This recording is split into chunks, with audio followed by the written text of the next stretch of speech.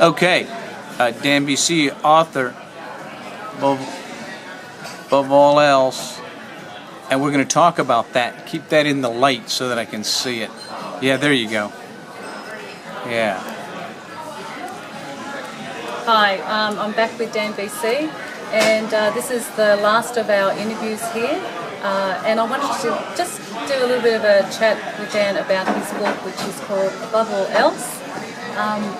So hi Dan, I just wanted to, this is a really great book for anyone that hasn't read it yet. Thoroughly recommended. I want to concentrate just on a section which is at the back called Playing to Win, Part 2. And I consider this more of a handbook than just a book that you read once and put down.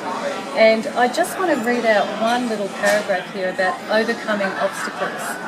And it says, Dan says, from the moment you decide to reach for your dream, obstacles of all shapes and sizes start lining up for the fight, and they rarely fight fair. And it talks a lot about how you manage obstacles, but I want to ask you now, how have you accepted obstacles as part of your plan? Well, people, first, they try to avoid them most of the time, but there is no avoiding them. You know, you try to anticipate as many of them as you can. There's a lot of obstacles you know are going to exist before you even begin. I just got off AFF, and I want to be on the Aussie record. Well, I'm not good enough. I don't have the flying skill. I don't have the experience. I may not be physically fit enough. There may be all sorts of obstacles that you know exist right from the start. So whenever you're planning out your strategy for how you're going to accomplish your goal, a lot of that is how you're going to take on those obstacles. At the same time, then there's obstacles that you have no idea, that you can't predict, that you can't even expect. And you've really got to have the attitude and the confidence and the perseverance to be ready and willing to fight through whatever presents itself along the way. And so, talking about the Australians moving forward, training to 2019, so what would you recommend to them? Because a lot of them have a lot of obstacles. There's money, there's time, there's working their skills up to that level over the next couple of years. What do you give to them in advice in overcoming their obstacles? I would start with making a plan and trying to be really efficient about it. You know, if sometimes people put a lot of energy and a lot of effort into something, but they don't do it as strategically as they should.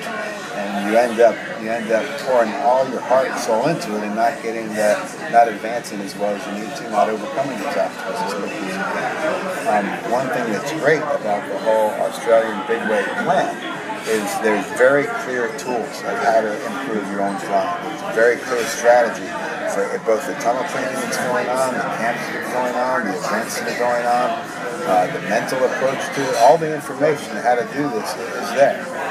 And you can very clearly plan out a strategy for how you're going to start chipping away at these things to build up the skill that you need to do. Money-wise, it all comes down to the individual. I really just sold blood. Which you will read in this book. You know, I lived in my van for years. It depends on the sacrifices you're willing to make. But most people, if they want it badly enough, will figure out a way to do it. If it requires sacrificing some other things, then so be it. That's great. So we are going to get some of these books to the event.